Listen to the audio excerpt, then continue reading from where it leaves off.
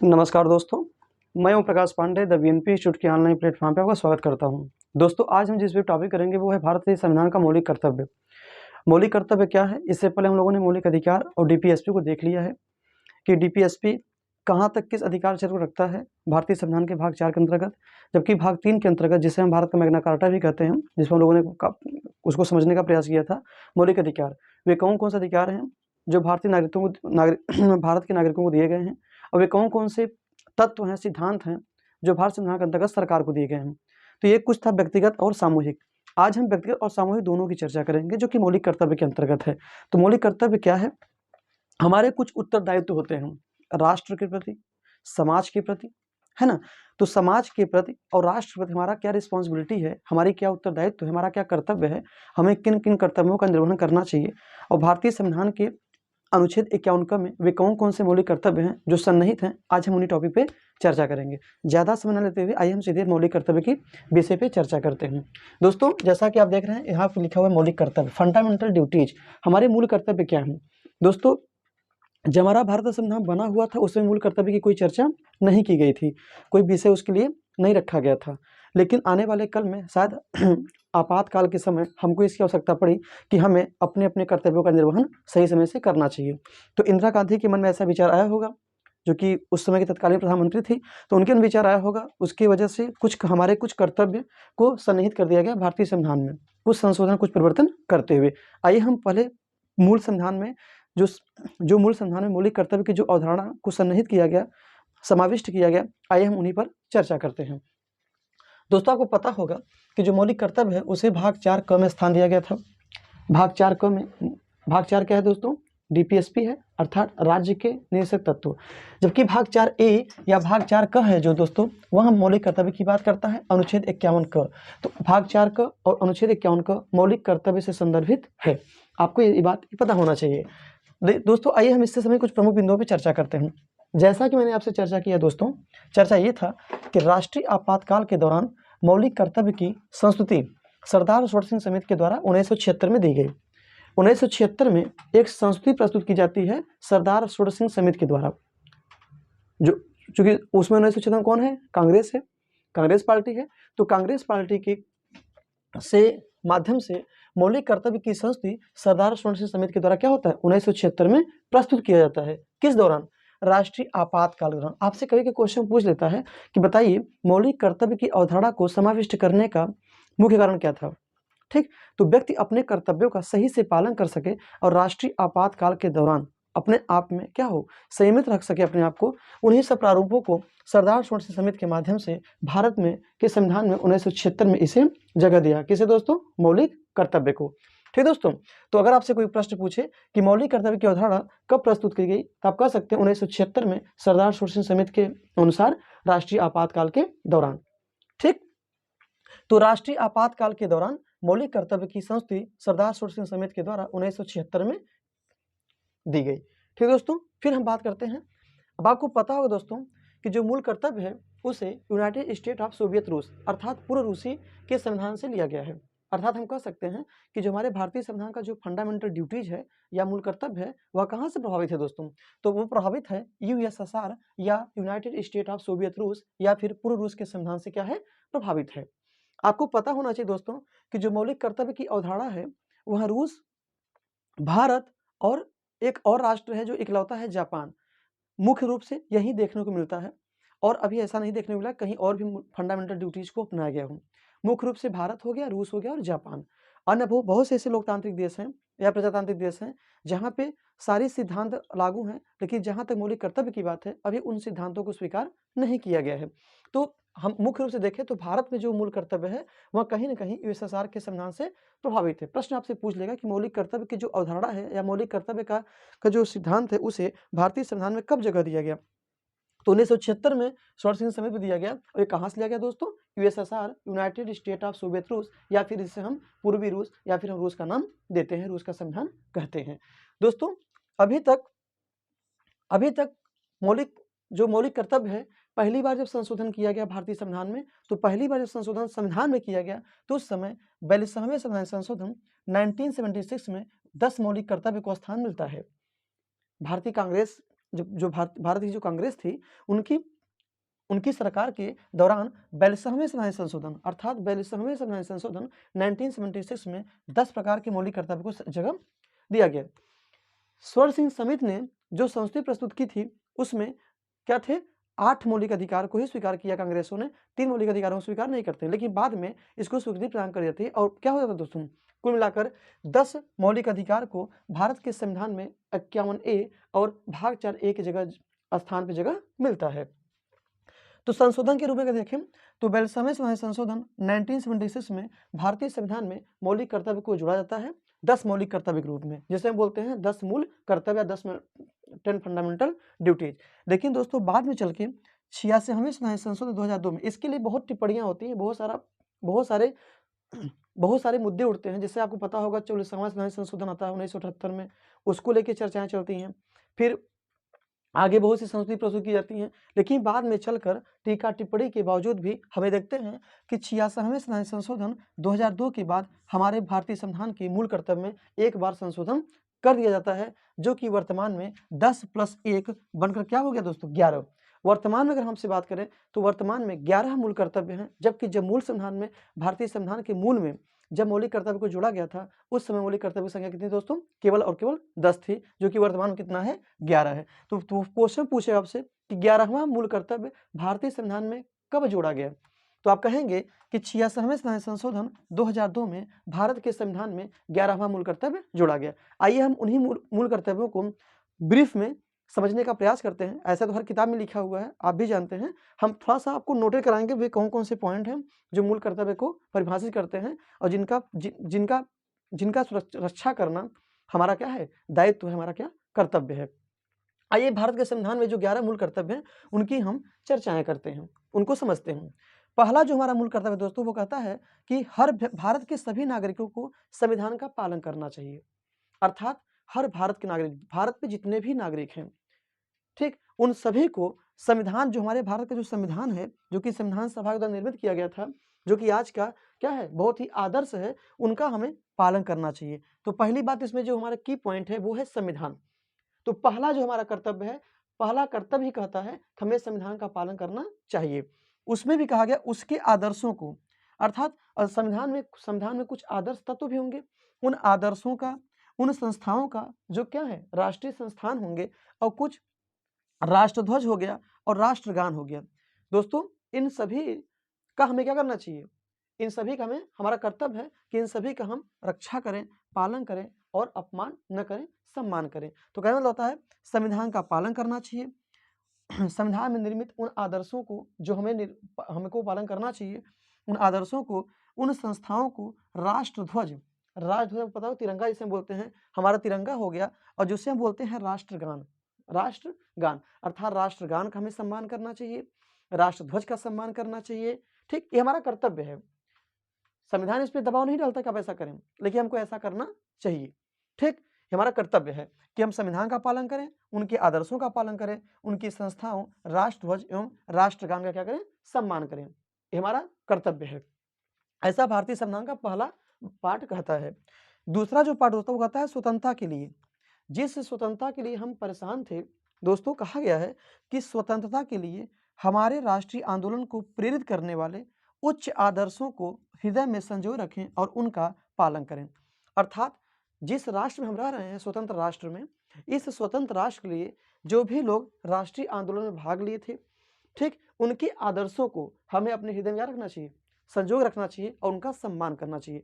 अगर राष्ट्रीय आंदोलन हुआ था तो इसके पीछे कारण यही था कि आज हम स्वतंत्र राष्ट्र की जो संकल्पना लेके चल रहे हैं, स्वतंत्र राष्ट्र जो हम सुखमय जीवन जी रहे हैं, वे कहीं ना कहीं राष्ट्रीय आंदोलन की क्या है, देन है। तो सिंपल सी बात है कि दूसरा जो पॉइंट है वो कहता है कि स्वतंत्रता के लिए हमारे राष्ट्रीय आंदोलन को प्रेरित करने वाले जो उच्च आदर्श हैं, उन्हें अपने हृदय में क्या रखना चाहिए, सम्मानपूर्वक संजोए रखना चाहिए। समझ मतलब क्या, कि उनका सम्मान करना, हृदय से सम्मान करना चाहिए, क्योंकि उनकी ही देन है जो आज हम बोल पा रहे हैं, स्वतंत्रता पूर्वक सो पा रहे हैं, रह पा रहे हैं, पढ़ लिख पा रहे हैं और अपने व्यक्तिगत सोच को समाज के बीच रख पा रहे हैं। कहीं ना कहीं ये स्वतंत्रता में राष्ट्रीय आंदोलनों का ही क्या है, नेशनल मूवमेंट का ही देन है।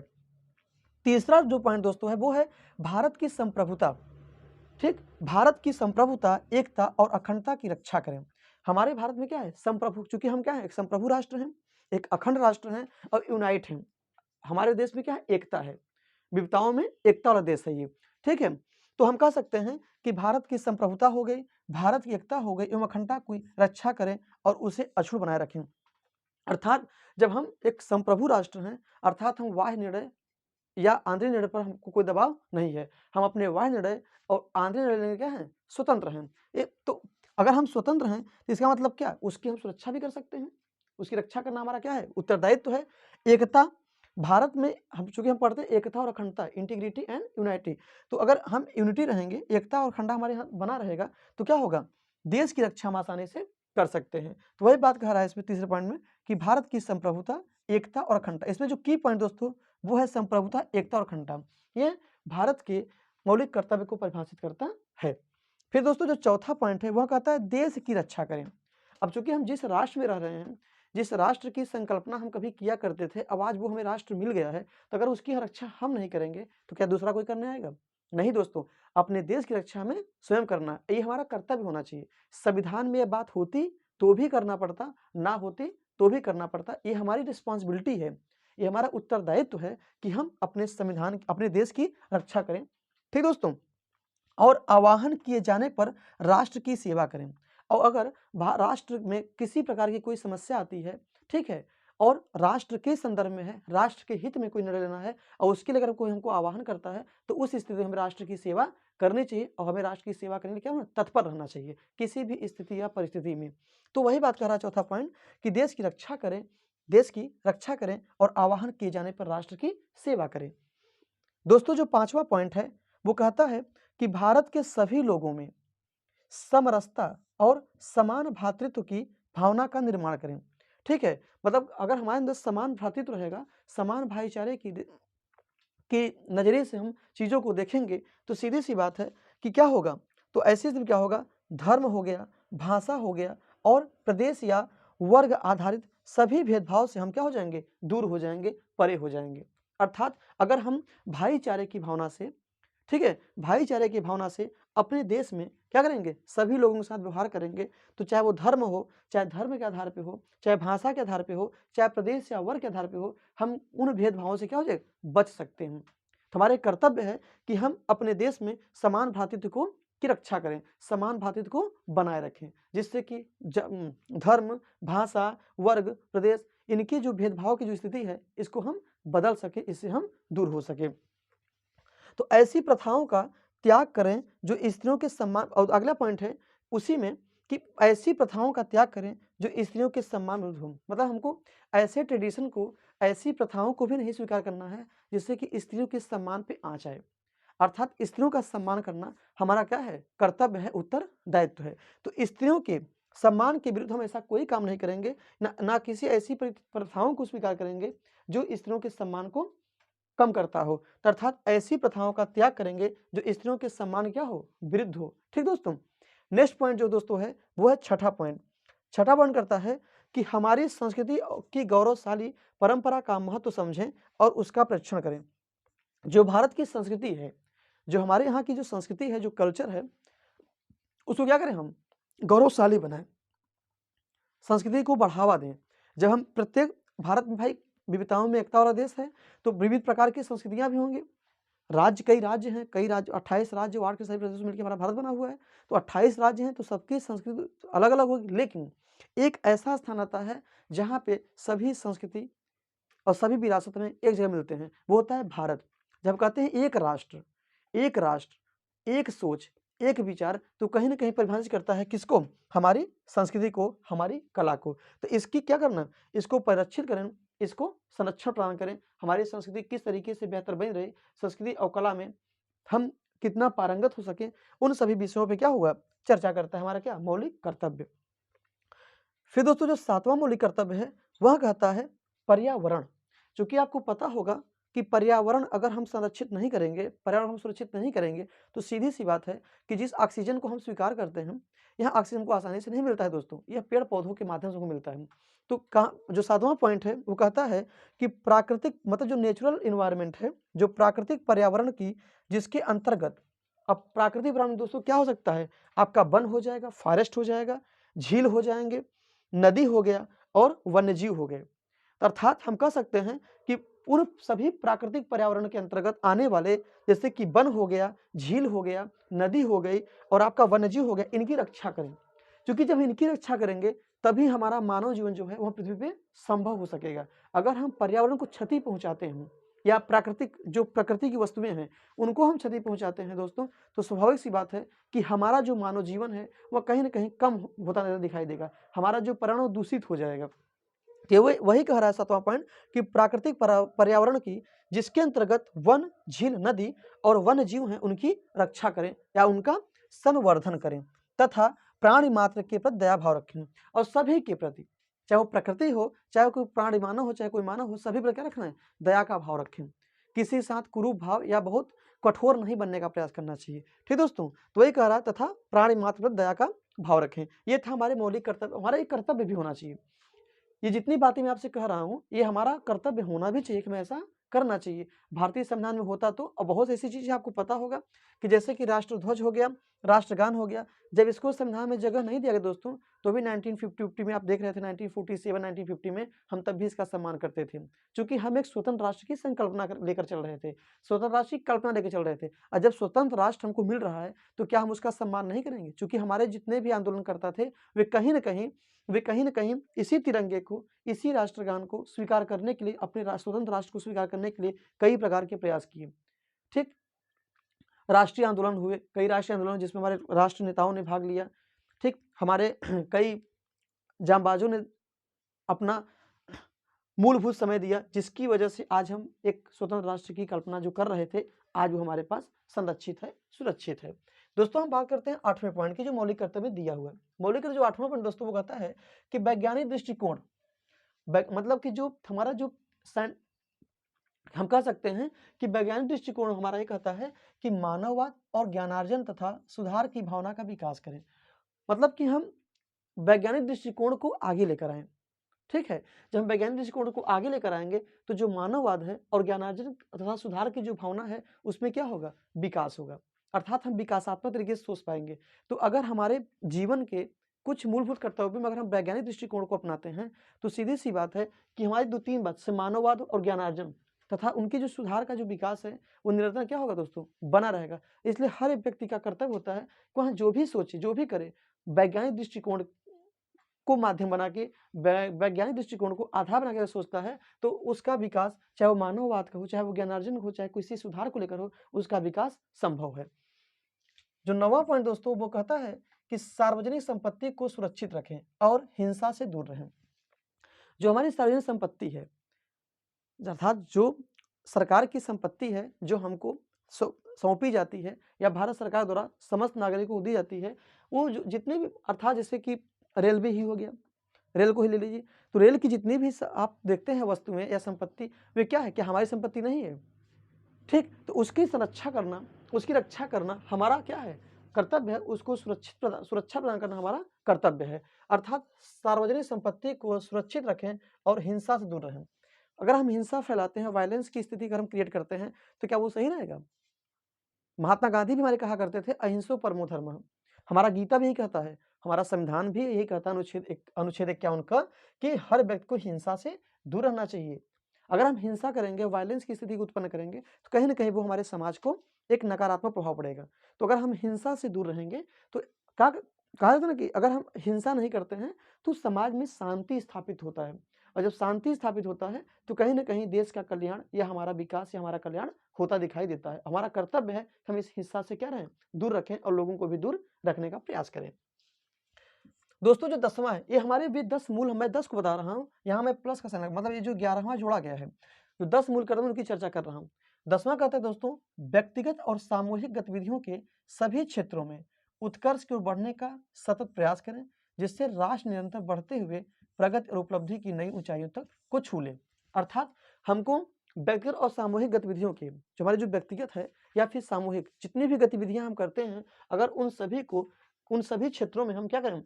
उत्कर्ष की ओर बढ़ने, मतलब आगे अगर बढ़ने को हम सोच रहे हैं तो इससे दिन क्या होता है कि राष्ट्र निरंतर बढ़ता दिखाता है। जब हम व्यक्तिगत और सामूहिक तौर पे क्या करते हैं दोस्तों? अपने क्षेत्र के बारे में, ठीक, उत्कर्ष नहीं सोचते हैं या विकास नहीं सोचते हैं दोस्तों, तो फिर राष्ट्र की निरंतरता कैसे अच्छी हो सकती है। अगर राष्ट्र की निरंतरता बनाए रखना है, राष्ट्र की प्रगति हमको करनी है, तो हमको व्यक्तिगत और सामूहिक तौर पर भी क्या अपने क्षेत्र की प्रगति करनी होगी, अपने क्षेत्र का विकास करना होगा। ठीक दोस्तों, तो जो 10वें है वो जो मौलिक कर्तव्य है वो यही बात बताता है। दोस्तों ये थी 1 से 10 तक वे पॉइंट्स 10 मूल कर्तव्य जो भारत संविधान में 42वें संविधान संशोधन 1976 में रखे गए।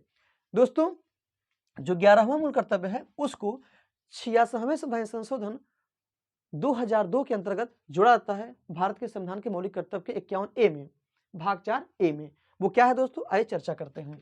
ठीक, 86th कॉन्स्टिट्यूशनल अमेंडमेंट 2002। 6 से 14 वर्ष तक की उम्र के अपने बच्चों को शिक्षा के अवसर उपलब्ध कराना। ठीक, मतलब अभिभावकों का या माता पिता का यह कर्तव्य होगा, यह उत्तरदायित्व होगी कि वह अपने 6 से लेके 14 वर्ष तक की आयु के बच्चे को क्या करें, शिक्षा के अवसर उपलब्ध कराएं।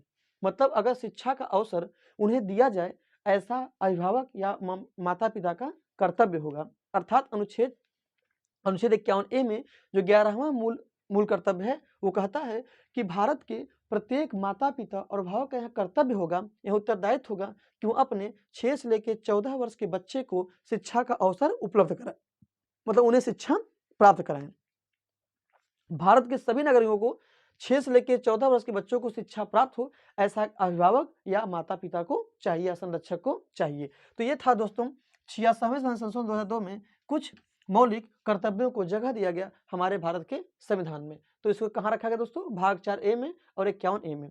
दोस्तों इसी कुछ मौलिक कर्तव्य से संदर्भित कुछ बातें थी जिनको बर्मा समिति के रूप में मतलब बर्मा समिति जो थी वह कुछ टिप्पणियां करते हैं, मतलब कुछ टिप्पणियां प्रस्तुत करते हैं कुछ अधिनियम के माध्यम से। आइए हम देखते हैं बर्मा समिति। दोस्तों जो बर्मा समिति है वह 1999 में आती है।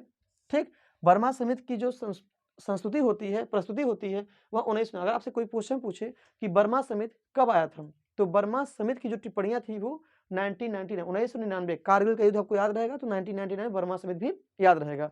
तो क्या थी ये समिति? समिति ये था दोस्तों कि कुछ मूल कर्तव्यों की पहचान व उनके क्रियान्वयन के लिए कानूनी प्रावधानों को लागू करने की व्यवस्थाएं की। व्यवस्थाएं क्या की बर्मा समिति में? उन्होंने कहा कि कुछ मूल कर्तव्यों की पहचान, मतलब उन्होंने कुछ मूल कर्तव्यों की पहचान की एवं उनके क्रियान्वयन के लिए कुछ कानूनी प्रावधानों को लागू करने की व्यवस्था की।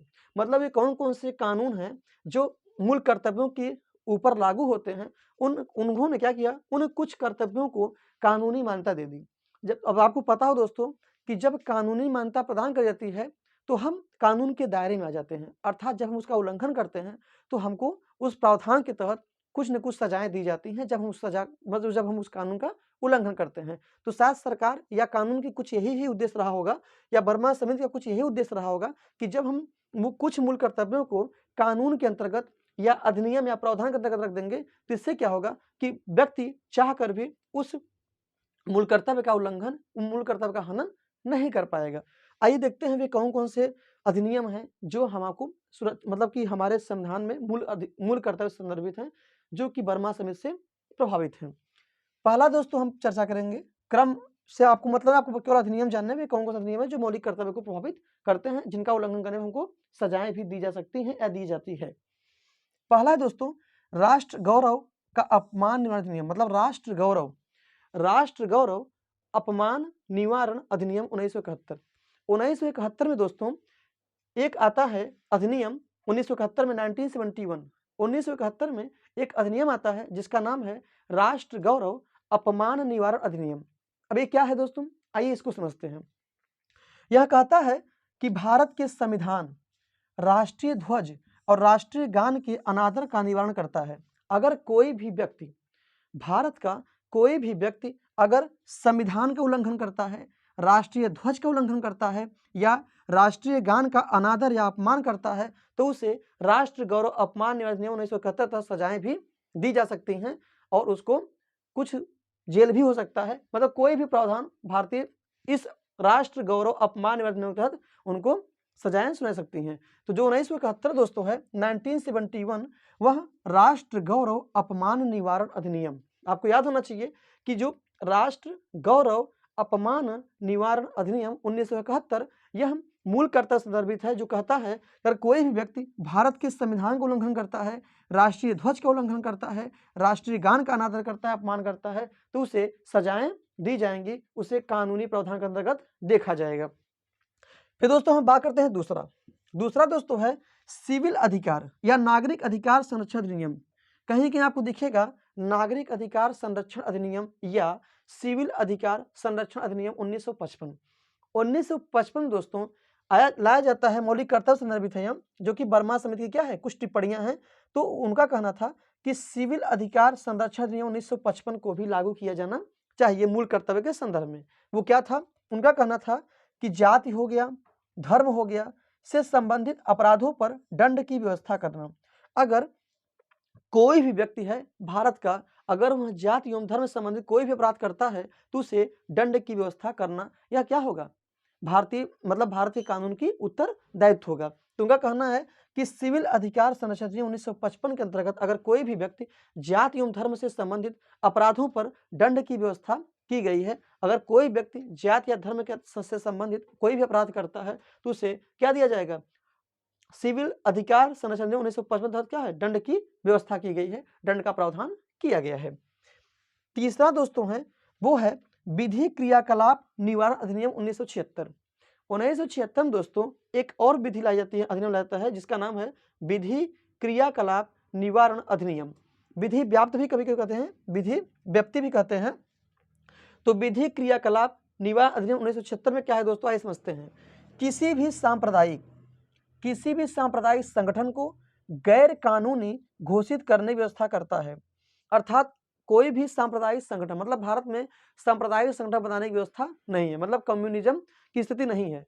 तो कहता है अगर कोई भी सांप्रदायिक संगठन को बनाने का प्रयास करता है तो उसे गैर कानूनी घोषित कर दिया जाएगा 1976 के विधि क्रियाकलाप निवारण अधिनियम के अंतर्गत। अर्थात जो विधि क्रियाकलाप निवारण अधिनियम है 1976, वो कहता है कि किसी सांप्रदायिक संगठन को, मतलब कोई भी सांप्रदायिक संगठन होगा तो उसे यह अधिनियम गैर कानूनी घोषित करने की व्यवस्था करता है 1976। आपको क्या समझना चाहिए, विधि क्रियाकलाप निवारण अधिनियम 1976 कहता है कि भारत में किसी भी सांप्रदायिक संगठन को गैर कानूनी घोषित करने की व्यवस्था करता है।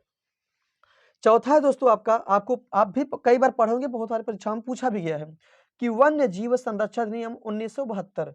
अर्थात इसमें कहा गया है कि दुर्लभ और लुप्त प्राय प्रजातियों के व्यापार पर प्रतिबंध लगाता है। अर्थात अगर कोई भी हमारे जीव जंतु हैं या जीव है, कोई भी वन्य जीव हैं, अगर वे लुप्त हो गए हैं तो उन लुप्त प्रजातियों के व्यापार पर प्रतिबंध लगाया गया है। मतलब उन लुप्त, जो मान लीजिए कोई भी जीव है वह लुप्त हो गया या गायब हो गया है, तो और पाद बदलता है उस पर क्या, उस जीव संबंधी क्या हो रहा है, व्यापार हो रहा है। तो ये जो अधिनियम है वन्य जीव संरक्षण जो अधिनियम 1972 है, यहाँ सीधे कहता है कि अगर दुर्लभ और लुप्त प्राय प्रजातियों के व्यापार पर प्रतिबंध लगाता है, अर्थात दुर्लभ या लुप्त प्राय जो भी प्रजातियां हैं उनका व्यापार क्या है, हम नहीं कर सकते हैं, उनसे हमें क्या है, प्रतिबंध लगाता है 1972 का अधिनियम वन्य जीव संरक्षण अधिनियम। एक और दोस्तों जो कि बहुत इंपॉर्टेंट है वो है लोक प्रतिनिधित्व अधिनियम 1951। 1951 में जन प्रतिनिधित्व अधिनियम या लोक प्रतिनिधित्व अधिनियम क्या है दोस्तों, आइए इसको चर्चा करते हैं। इसमें कहा है दोस्तों कि भ्रष्टाचार में संलिप्त, जैसे मान लीजिए कोई भी भ्रष्टाचार में संलिप्त है और धर्म के आधार पर मत मांगता है या वोट मांगता है। आपने देखा होगा कि बहुत से लोग हैं धर्म, जाति या लिंग के आधार पर करते हैं, वोट की मांग करते हैं। तो जो जन प्रतिनिधित्व अधिनियम 1951 है यह प्रतिबंधित करता है, क्या करता है कि भ्रष्टाचार में अगर कोई व्यक्ति संलिप्त है, साथ ही साथ धर्म के आधार पर मत या वोट मांगता है, लोगों में धर्म, जाति, भाषा के आधार पर विभेद बढ़ाने वाले, ठीक, क्या करने वाले, लोगों में धर्म, जाति, ठीक दोस्तों, धर्म, जाति, भाषा के आधार पर विभेद बढ़ाने वाले संसद सदस्यों एवं राज्य विधानमंडल सदस्यों को अयोग्य घोषित करने की व्यवस्था करता है। अब आइए समझते हैं क्या है ये। इसमें कहा गया दोस्तों, चाहे वे संसद के सदस्य हों, चाहे वे राज्य विधानमंडल के सदस्य हों, उन्हें अयोग्य घोषित कर दिया जाता है अगर वे जाति, धर्म, भाषा के आधार पर क्या करते हैं, विभेद फैलाते हैं, ठीक, भेदभाव की स्थिति उत्पन्न करते हैं। तो आप समझ सकते हैं कि धर्म के आधार पे धर्म के आधार पे, जाति के आधार पे, भाषा के आधार पे, ठीक है, लिंग के आधार पे, या वे किसी भी आधार पे, मतलब ऐसा आधार जो भारतीय संविधान का उल्लंघन भी कर रहा हो और प्लस भ्रष्टाचार से संदर्भित हो या लोगों में भेदभाव की स्थिति उत्पन्न कर दे, तो वे ऐसी मांग नहीं करेंगे कि वो जात के आधार पर, धर्म के आधार पर, भाषा के आधार पे, लिंग के आधार पे किसी से भी वो, कोई भी चाहे सांसद हो, चाहे कोई भी पूर्व विधायक हो, चाहे कोई संसद की सदस्यता लेना चाह रहा हो, चाहे वो राज्य विधानमंडल की सदस्यता लेना चाहता हो, वैसे सदस्य क्या करेंगे, किसी से भी ऐसी प्रकार की वोट या मत नहीं मांगेंगे जिससे भारत में क्या हो, भेदभाव की स्थिति उत्पन्न हो जाए। अगर ऐसी स्थिति उत्पन्न होती है तो उस सदस्य को अयोग्य घोषित कर दिया जाएगा। किसके अंतर्गत? लोक प्रतिनिधित्व अधिनियम 1951 या जन प्रतिनिधित्व अधिनियम 1951। तो ये था 5वां पॉइंट, जो कि बहुत इंपॉर्टेंट है। छठा पॉइंट दोस्तों, अभी हाल ही में चुनाव होने भी वाला है आपको यूपी का, आपको पता होगा, तो लोक प्रतिनिधित्व अधिनियम का प्रयोग किया जाएगा। अगर कोई भी सदस्य अगर इस प्रकार का उल्लंघन करता है तो उसे 1951 के तहत क्या किया जाएगा, अयोग्य घोषित कर दिया जाएगा, उनकी योग्यता रद्द कर दी जाएगी। नेक्स्ट दोस्तों, वन संरक्षण अधिनियम 1980 में दोस्तों, मैंने अभी आपको बताया था ना कि प्राकृतिक पर्यावरण की रक्षा करना, जैसे कि नदी हो गया, झील हो गया, वन हो गया, वन्य जीव हो गए, तो उन्हीं के बारे में अब उनकी रक्षा हम कैसे करेंगे, कुछ हमको कानूनी अधिकार मिलने चाहिए। आइए, तो वन संरक्षण अधिनियम 1980 कहता है कि वनों की अनियंत्रित कटाई, आप देख रहे होंगे कि हर जगह अंधाधुंध कटाई हो रही है, अंधाधुंध पेड़ों की कटाई लोग कर रहे हैं। एक पेड़ काटो 10 पेड़ लगाओ, जिससे कि हमारे भारत की जो संरचना है, जो प्राकृतिक संरचना है, वो बनी रहे और एक मानव की जो जीवन की स्थिति है इस जीव जगत में, वे क्या हो, बेहतर हो सके। ठीक है, तो इसमें यही कहा गया है कि वन संरक्षण अधिनियम 1980 कहता है, वन संरक्षण अधिनियम क्या कहता है, 1980 में कहा गया है कि वनों की अनियंत्रित कटाई एवं वन भूमि के गैर वन उद्देश्यों के लिए इस्तेमाल पर रोक लगाता है। जैसे आपको पता होगा कि बहुत से लोग हैं, वो जो वन संबंधी भूमि है उसका प्रयोग करना चाहते हैं, तो प्रयोग कैसे करेंगे, जब वनों कटाई करेंगे। जैसे कहीं पे 100 पेड़ हो और उस जमीन को हम प्रयोग करना चाहते हैं, हमने क्या किया, उस 100 पेड़ को काट दिया। तो बहुत लोग क्या करते हैं, उस 100 वृक्ष को काट के क्या कर रहे हैं, उसमें इस्तेमाल कर रहे हैं, बेच भी रहे हैं, पैसे भी कमा रहे हैं, लेकिन वो कहीं ना कहीं वृक्ष जो जिस वनों को हम अनियंत्रित मतलब कि बिना अनावश्यक काटे जा रहे हैं, एक भी वृक्ष हम लगा नहीं रहे हैं, तो अब ये अधिकार हमको दे दिया गया है, कानूनी हमको मान्यता प्रदान की गई है कि अगर कोई भी व्यक्ति अनियंत्रित तरीके से वनों कटाई करता है या फिर वन भूमि को गैर वन उद्देश्यों के लिए इस्तेमाल करता है, तो उस पर क्या हो जाए, रोक लगाया जाएगा। ऐसा अधिनियम 1980 कहता है। तो वन संरक्षण अधिनियम कहता है कि वनों की अनियंत्रित कटाई एवं वन भूमि के गैर वन उद्देश्यों के लिए इस्तेमाल पर रोक लगाता है। दोस्तों एक और है, आपको पता होगा, भारतीय दंड संहिता 1860 में इसको लाया गया था। 1860 में भारतीय दंड संहिता या इंडियन पीनल कोड की व्यवस्था की गई थी। इससे भी संदर्भित कुछ प्रावधान है कि जो कि भारतीय संविधान से क्या है, संदर्भित है। तो भारतीय संविधान के मौलिक कर्तव्य संदर्भित है। जिनका ये कहना था कि राष्ट्रीय अखंडता, अभी आपने यहाँ देखा ना एक शब्द प्रयोग किया गया था कि भारत की संप्रभुता, एकता और अखंडता की रक्षा करें और उसे अछूत बनाए रखें। तो जो भारतीय पीनल या इंडियन पीनल जो कोड है, जो भारतीय दंड संहिता 1860 है, वो कहता है कि राष्ट्रीय अखंडता के लिए पूर्वाग्रह से ग्रस्त अभ्यारोपण और अभिकथन दंडात्मक अपराध होगा। अर्थात अगर हम राष्ट्र की अखंडता को कमजोर करने का प्रयास करते हैं, तो ऐसी स्थिति में जो भारतीय दंड संहिता है उसके तहत हमें क्या होगी, सजाएं सुनाई जाएंगी, हमको अपराध घोषित, दंडात्मक अपराध माना जाएगा, हमको दंड भी दिया जाएगा। इसलिए हम जो राष्ट्रीय अखंडता है या नेशनल इंटीग्रिटी है, उसे क्या हमको बना के रखना है। हमको अखंड, अगर हम एक अखंड राष्ट्र की संकल्पना करते हैं, एक अखंड राष्ट्र का निर्माण सोचते हैं, एक अखंड राष्ट्र या अखंड भारत के बारे में सोचते हैं, तो कहीं ना कहीं वो इंडियन पीनल कोड के तहत ही ऐसा हो पाता। तो इंडियन पीनल कोड या भारतीय दंड संहिता 1860 ये हमको संरक्षण प्रदान करता है कि हम क्या करें, अपने राष्ट्रीय अखंडता को बनाए रखें। दोस्तों ये कुछ बातें थी जो कि वर्मा समिति ने इसकी टिप्पणी की, इसके प्रावधानों में व्यवस्था करने के बारे में कहा। तो आपने क्या देखा, वर्मा समिति 1999 में आया जाता है, राष्ट्र गौरव अपमान निवारण अधिनियम 1971, सिविल अधिकार संरक्षण अधिनियम 1955 और विधि क्रियाकलाप निवारण अधिनियम 1976, वन्य जीव संरक्षण अधिनियम 1972, लोक प्रतिनिधित्व अधिनियम 1951, वन संरक्षण अधिनियम 1980 और भारतीय दंड संहिता 1860। दोस्तों ये कभी न कभी किसी न किसी एग्जाम में आपको देखने को जरूर मिलेगा अधिनियम। फिर दोस्तों कुछ अन्य प्रावधान भी हैं जो कि व्यक्ति के लिए ऐसा होना चाहिए और उस पर कानूनी नियंत्रण भी है तो बहुत से अधिनियम, लेकिन हमने 2-3 अधिनियमों को यहाँ देखा है, बाकी अन्य क्लासेस में हम कुछ अधिनियमों को देखने का प्रयास करेंगे। अभी हम देखते हैं। दोस्तों आपको पता होगा जो कुछ अन्य प्रावधान है वो है पर्यावरण संरक्षण अधिनियम 1986। ये बहुत ही इंपॉर्टेंट है। वन से संबंधित जो सबसे महत्वपूर्ण अगर प्रावधान अधिनियम है तो वो है 1986। हम कह सकते हैं कि पर्यावरण संरक्षण अधिनियम 1986 में कहा गया है कि पर्यावरण की सुरक्षा एवं पर्यावरण में सुधार करने के उद्देश्य से सबसे व्यापक कानून अधिनियम यही है। अगर पूरे भारत में सबसे व्यापक या विस्तृत कानून कोई है तो वो है क्या है, पर्यावरण संरक्षण नियम। अब पर्यावरण संरक्षण नियम के अंदर सारे आ जाएंगे, वन संरक्षण नियम हो गया आपका, ठीक है। हम कह सकते हैं वन संरक्षण नियम 1972, ये सब कहाँ आएंगे, कहीं ना कहीं ये पर्यावरण संरक्षण नियम के अंतर्गत ही समाहित हो चुके हैं। हम कह सकते हैं कि पर्यावरण की सुरक्षा एवं पर्यावरण में सुधार कैसे की जाए उसके उद्देश्य से सबसे व्यापक का कोई कानून है भारतीय संविधान में पर्यावरण संबंधित, तो वो है आपका 1986 का कानून पर्यावरण संरक्षण अधिनियम। आपसे प्रश्न पूछेगा कि बताइए पर्यावरण संरक्षण अधिनियम कब लाया गया था, तो 1986 में लाया गया था। यहाँ पर्यावरण सुरक्षा और सुधार की बात करता है। दूसरा है दोस्तों जल संरक्षण अधिनियम 1974। आपको पता होगा नमामि गंगे की भी योजनाएं भी चल रही हैं हमारे भारत में मोदी जी के द्वारा, तो कहीं ना कहीं जल को प्रदूषण मुक्त किया जाए, जल को सुरक्षित किया जाए। जैसे जमुना हो गया, तमाम नदियां बह रही हैं, तमाम प्रकार के हम क्या करते हैं प्रदूषण मुक्त कैसे हो हमारा जल, उसके बारे में इसमें कहा गया है कि जल संरक्षण अधिनियम 1974। तो जल संरक्षण अधिनियम 1974 कहता है कि जल प्रदूषण के निवारण एवं नियंत्रण हेतु लाया गया है।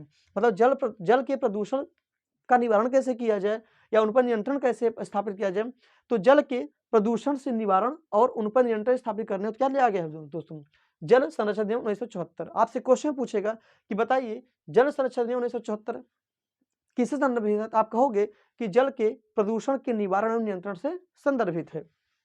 अगला दोस्तों है वो है मृदा संरक्षण अधिनियम 1963। 1963 दोस्तों एक और अधिनियम आता है जिसका नाम है मृदा संरक्षण अधिनियम। जो मृदा संरक्षण अधिनियम है वो क्या है, मृदा के अपरदन एवं क्षरण को रोकना। जैसे आपने देखा होगा लोग अंधाधुंध तरीके से खादों का प्रयोग कर रहे हैं, तो इससे क्या हो रही है, जो हमारी मृदा है, जो हमारी मिट्टी वो खराब हो रही है। तो हम अनावश्यक तरीके से क्या करेंगे, खाद या संस्करण का प्रयोग नहीं करेंगे, जिससे हमारी मृदा का अपरदन हो या क्षरण हो। जब हमारी मृदा सुरक्षित रहेगी तो हमारी कृषि सुरक्षित रहेगी, और जब कृषि सुरक्षित रहेगी तो जो हमारा वातावरण है वह क्या होगा, दूषित नहीं होने पाएगा। हम एक स्वस्थ भोजन और स्वस्थ क्या कहते हैं सब्जियों का निर्माण कर सकते हैं। अर्थात अगर हमारे पास स्वस्थ अनाज होगा तभी हमारा क्या होगा, स्वस्थ पोषण होगा, और जब स्वस्थ पोषण होगा तभी हमारा स्वस्थ शरीर होगा, और जब स्वस्थ शरीर होगा तभी जान लीजिए कि आप स्वस्थ समाज के बारे में सोच सकते हैं, स्वस्थ राष्ट्र के बारे में सोच सकते हैं। तो हमारा स्वस्थ होना ज़्यादा अनिवार्य है, हमारा कर्तव्य है कि हम स्वस्थ रहें और समाज को भी स्वस्थ रखें। तो दोस्तों ये थे हमारे कुछ उत्तरदायित्व जो मौलिक कर्तव्य के रूप में हमको दिया गया है। तो मौलिक अधिकार हमने देख लिया था, हमने देखा DPSP, आज हमने देखा कि हमारा कर्तव्य क्या है। अगर ये सारे प्रावधान ना होते दोस्तों तो भी हमारे दायित्व है कि हम अपने वन की रक्षा करें, अपने लोगों की रक्षा करें, अपने समाज की रक्षा करें, अपने देश की रक्षा करें, अपने राष्ट्र की रक्षा करें, राष्ट्रध्वज की रक्षा करें और राष्ट्रगान की रक्षा करें। तो ये हमारे कुछ पहलू थे जिस पर हमने आपसे आज चर्चा की। उम्मीद करते हैं आपको ये टॉपिक अच्छे समझ में आया होगा। 1-2 बार देखेंगे तो इसके जो विषय हैं वो आपको समझ में आ जाएंगे।